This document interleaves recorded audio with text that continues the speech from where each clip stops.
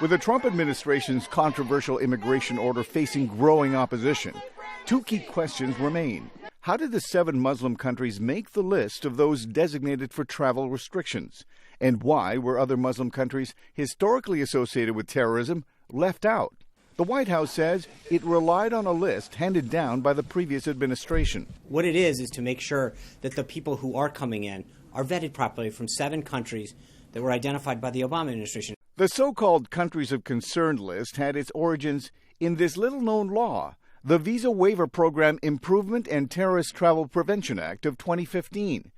The law sought to prevent so-called foreign fighters holding European passports who had traveled to the battlefields of Iraq, Syria, and other countries of concern from taking advantage of visa-free travel to the U.S.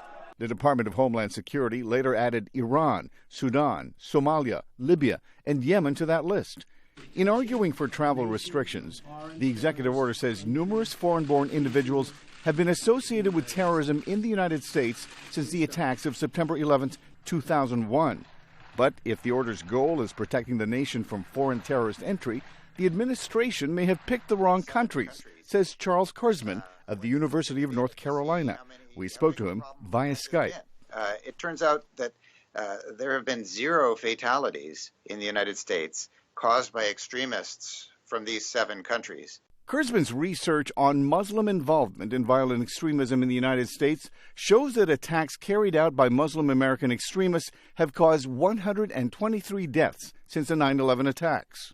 The level of involvement in violent extremism by Muslims in the United States is still quite low, as compared with the overall number of murders and violence in the United States. Adnan Kifayat, an expert on countering violent extremism, has another explanation. The 7 countries are easy targets. It's not as if Somalia or the central government of Somalia can really effectively mount a challenge to the United States politically, or for that matter, Libya, which really does not have a centrally functioning government, or Syria, which is mired in civil war. Kifayat says the Trump administration is likely to expand the list.